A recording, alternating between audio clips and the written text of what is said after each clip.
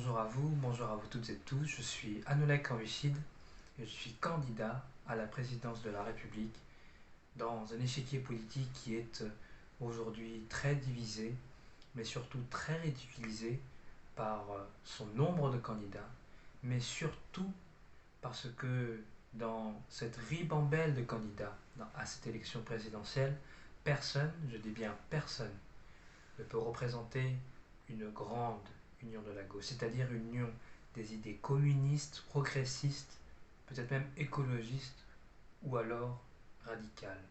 C'est pourquoi je suis ici, en tant que candidat de l'Union de la France, pour vous présenter les idées phares de mon programme pour mener à bien le projet d'une grande gauche unie et plurielle, comme lors du Front populaire par exemple. Vous avez tout d'abord le peuple, tout le peuple, qui doit être représenté. C'est pour ça que le droit de vote sera mis en place à partir de 17 ans et 5 mois. 17 ans parce que j'estime que la maturité, à part par exemple pour des élèves de terminale professionnelle, est à son comble et que donc ces élèves de terminale à 17 ans pensent par eux-mêmes, ont peut-être des idées politiques contraires à celles de leurs parents et donc pensent intelligemment. Et 5 mois. Pourquoi 5 mois? Parce que certains ont aussi leur anniversaire qui dépasse les échéances électorales. Et donc, je vais leur permettre de pouvoir voter, je ne sais pas, le jour de leur anniversaire par exemple, ou après leur anniversaire. Moi, je veux aussi une plus grande représentation, c'est-à-dire je veux que tout le peuple soit représenté. Et quand je dis tout le peuple, je dis bien tout le monde. Quand je dis tout le monde, c'est bien tout le monde. C'est-à-dire que toutes celles et ceux qui résident en France depuis minimum 6 ans et qui sont en situation régulière pourront ainsi avoir le droit de vote et seront reconnus également en tant que votants dans une élection, qu'elle soit présidentielle, législative, parce que eux aussi veulent décider de leur sort qu'ils vont avoir. On ne peut pas décider à leur place, on ne peut pas décider de ce qu'ils vont advenir. Et donc c'est pour ça que je leur donnerai aussi la parole. Mais je m'occupe aussi de vous, toutes et tous, Françaises et Français, parce que vous aussi, le peuple, vous aurez le droit à la parole. Vous aurez le référendum d'initiative citoyenne qui sera mis en place par moi-même avec le gouvernement et qui donc sera utile pour vous parce que c'est vous qui décidera si vous voulez par exemple un projet de loi ou pas, et même ce projet de loi, c'est peut-être vous qui le ferez. Parce que ces projets de loi, en fait, elles peuvent venir de vous, mais elles peuvent venir aussi des élus que vous avez, vous, élus, et donc qui viennent de l'Assemblée nationale ou du Sénat.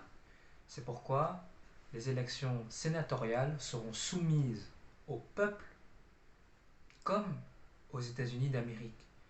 Parce que aujourd'hui, les élections sénatoriales se font en petits comités en quelque sorte par un petit nombre de députés. C'est les députés qui élisent les sénateurs alors que vous-même vous élisez les députés. Là aussi, vous pourrez élire, si je suis élu président de la République, les sénateurs. Et cela pourra peut-être nous permettre d'avoir un nouveau visage du Sénat, parce qu'il y aura peut-être plus de personnes jeunes et plus de personnes intelligentes. Moi, ce que je veux, c'est que vraiment donner toujours, et toujours, et toujours, vous donner la parole au peuple. C'est pour ça que les différentes élections, qu'elles soient sénatoriales, présidentielles, législatives, ou même les élections locales telles que municipales, départementales, régionales, vous seront soumises à partir de 4 ans. Parce que oui, je veux mettre en place le quadriennat, c'est-à-dire un mandat présidentiel de 4 ans pour vous donner la parole le plus régulièrement possible, mais aussi avec les différentes échéances électorales. Passons maintenant au sujet sanitaire. je ne veux pas parler de la crise sanitaire que nous traversons actuellement. Je suis sûr que d'ici l'élection présidentielle, ça va se résoudre. Ne vous inquiétez pas. Ce que je vais vous parler, c'est une substance que certains aujourd'hui consomment, peut-être illégalement. Quand je parle de substance, vous pensez tout de suite cannabis, drogue. Et oui, moi, je veux une dépénalisation progressive du cannabis. C'est-à-dire que tout d'abord, le cannabis sera seulement, pendant une seule année, euh, dépénalisé seulement à usage médical. Ensuite, dans les années restantes du quadriennat, le cannabis sera dépénalisé, décriminalisé, et donc vous pourrez ainsi le consommer, le posséder, la cultiver légalement. Mais je veux mettre ici une condition. Cette condition, c'est avoir une licence médicale. Concrètement, cette licence médicale, ça servira à quoi? Ça servira à vous dire que vous n'avez jamais eu d'antécédents qui ont été de près ou de loin en lien avec des substances qui n'ont pas été utilisées auparavant dans la santé en France, mais surtout cela vous prouvera d'une santé blanche, c'est-à-dire que vous n'avez jamais consommé quoi que ce soit. Je sais qu'il y aura des dérives, je sais que des fausses licences médicales pourront peut-être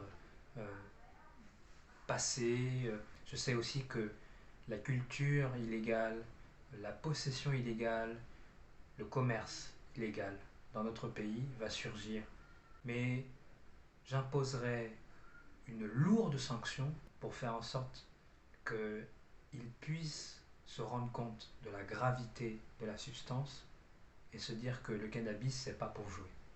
C'est pour cela que toute consommation illégale, tout commerce illégal ou toute licence fausse sera passible de 5 000 € d'amende ainsi que de 5 ans d'emprisonnement. C'est une totale transparence.